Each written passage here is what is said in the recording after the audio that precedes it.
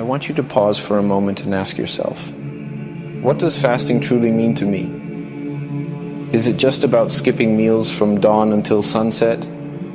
Is it simply a test of endurance, pushing through hunger and thirst until we hear the call for Maghrib? Or is there something much greater that we should be striving for?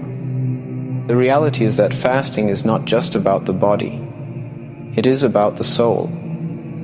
It is not just about what we stay away from, but what we develop within ourselves. Our Prophet ﷺ teaches us that true fasting goes beyond food and drink. There are 3 things that we must also give up for our fasting to be complete. The first thing we must leave is false speech. This includes lying, backbiting, gossiping, and using foul language.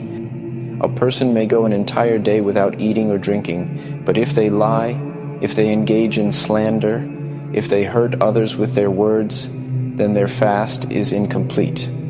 Our Prophet ﷺ said, "Whoever does not give up false speech and acting upon it, Allah has no need for him to leave his food and drink."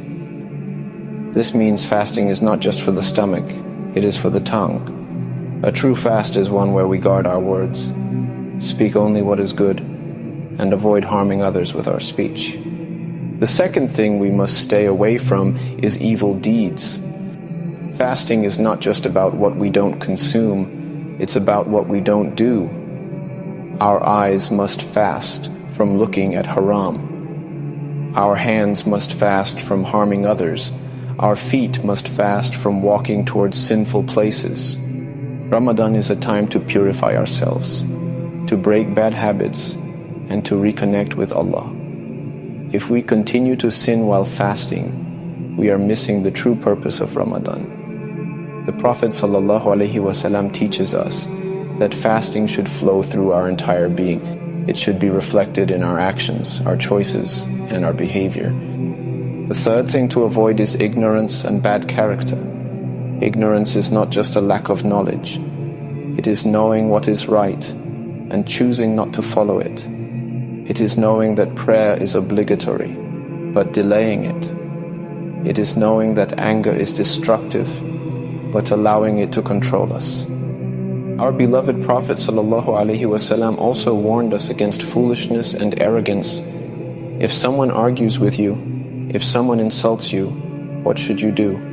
The Prophet ﷺ said, if someone insults you or tries to fight with you, say twice, "I am fasting, I am fasting." This means we must control our temper, hold back our anger, and walk away from conflict.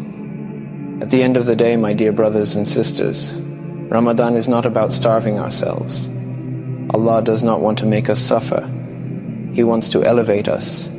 He wants us to develop taqwa, the consciousness of Allah. Allah clearly states in the Quran, "O you who believe, fasting has been prescribed for you as it was prescribed for those before you, so that you may attain taqwa." Taqwa is what protects us. It keeps our hearts pure, our actions sincere, and our fasting accepted. So as we fast this Ramadan, let us remember, the true fast is not just about avoiding food and drink. It is about protecting our speech, our actions, and our hearts. May Allah grant us the ability to fast in the way that pleases Him. Ya Allah, make this Ramadan a turning point in our lives, where we leave behind our bad habits and emerge as better, more righteous servants of yours.